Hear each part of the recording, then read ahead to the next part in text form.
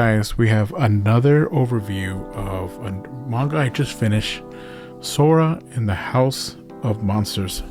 Another great kind of a slice of life book. I've been really on this kick, and this book was really I didn't think I was gonna like it so much.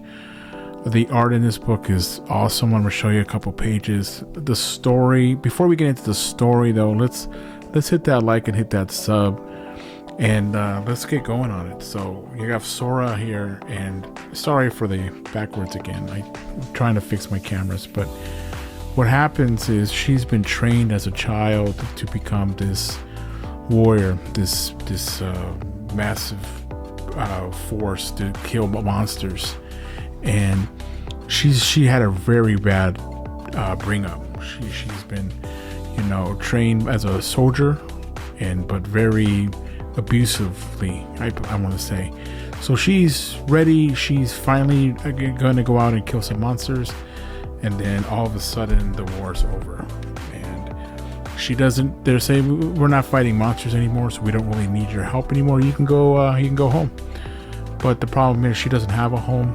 She's kind of just walking around, and she sees a bunch of these goblins, and her first instinct is to kill them, but the war is over, so they're at peace. And this crew shows up, 3 guys, dwarfs, and they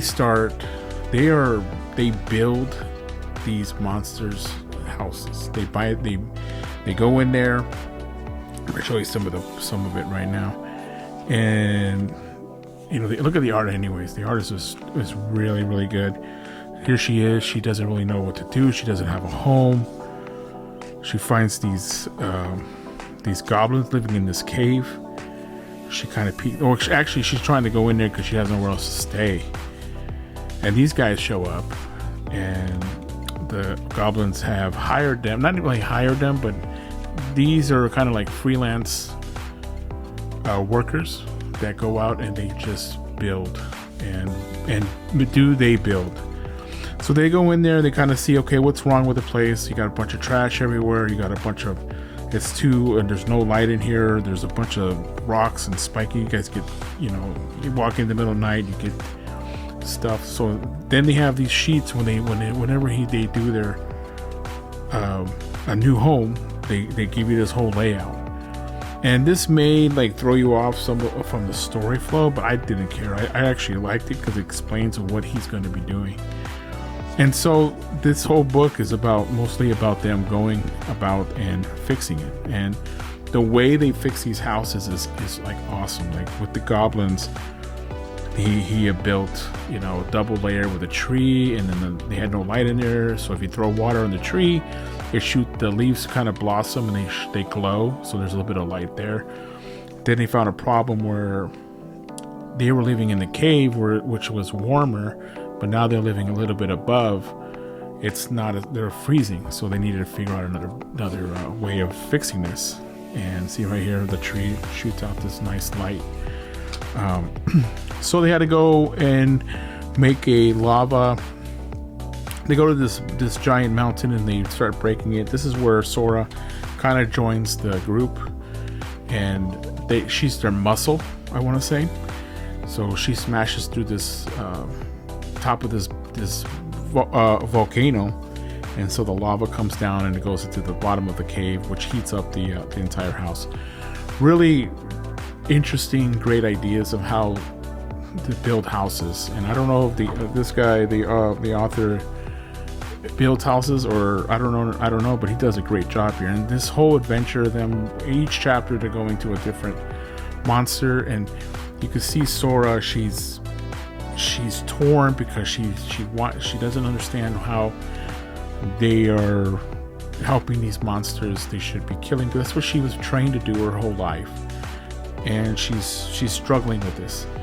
There's one part where there's like a little piece of slime that doesn't have a house, and they're building them this really cool, if I can find it real quick, kind of like a slip and slide type house. And she doesn't understand how, why are we doing this for a slime? The slime was living in this skull, but the bones were too fragile, so they had to do a whole remake.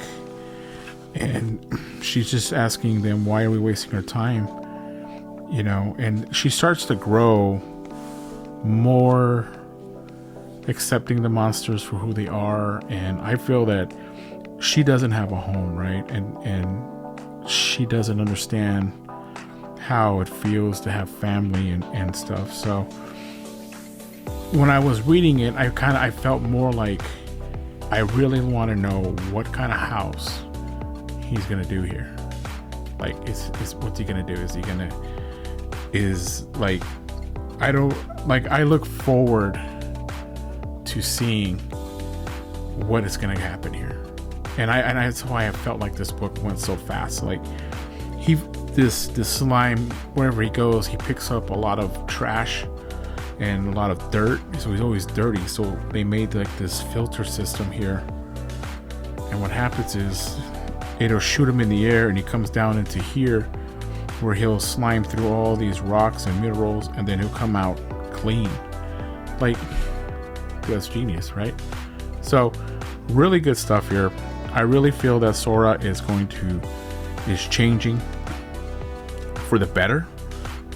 She's been through a real dramatic childhood, and I think this is good for both. So towards the end here, they have to go, and the demon lord has summoned them for something, but they don't get to that. That'll be in volume 2, which I'll be picking up very soon. And really good stuff here. So if you're looking for a break from other genres from manga, check this out. And that's it for today. Go ahead and hit the like, hit the sub, please, and I'll catch you guys later. Peace.